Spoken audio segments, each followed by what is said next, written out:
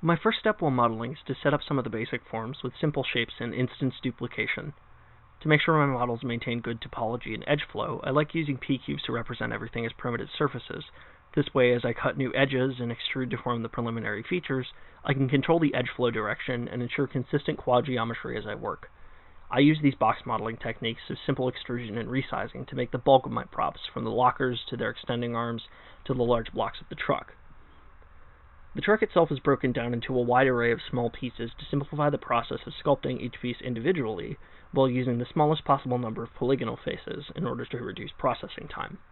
The cab, chassis, rear, bumpers, ladder, and cannon are all separate sections of the truck, broken down into smaller pieces individually to form the larger whole. From here, I carefully arranged every part into a specific hierarchy, using the front of the truck as a selectable anchor for the entire vehicle. Parenting refers to the process of grouping items together in a certain order of priority, so lower-ranked objects, called children, receive all the movement inputs of the highest-ranked objects, called parents. This way, when I grab the cab of the truck, every other part of the truck inherits its movement inputs, causing all objects to move together in a web of connections. For the wheels of the truck, I used a technique called revolving modeling, where modelers can create only a small section of a cylindrical object, then rotate and duplicate that piece until it forms a complete cylindrical shape. This way, I put minimal effort into designing the complex yet repetitive shapes of the tire's tread profile. To create the fighter's suits, I created a basic low-poly human model from the left side.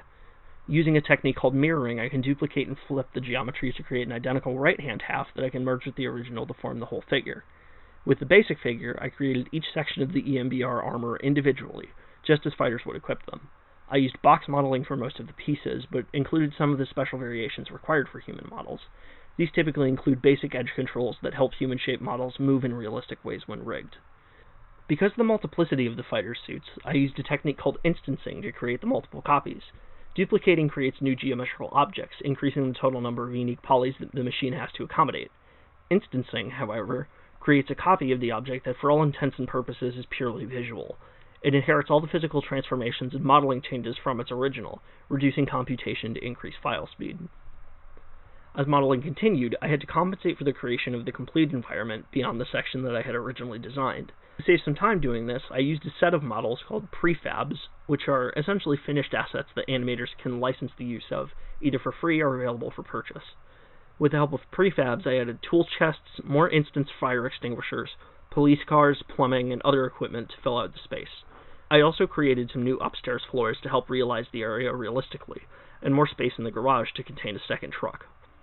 Finally, I used a large set of props I created from a previous project to design a research and development area, where a dispatcher can remotely monitor the fighters on assignment, as well as maintain and repair suits and design new technology.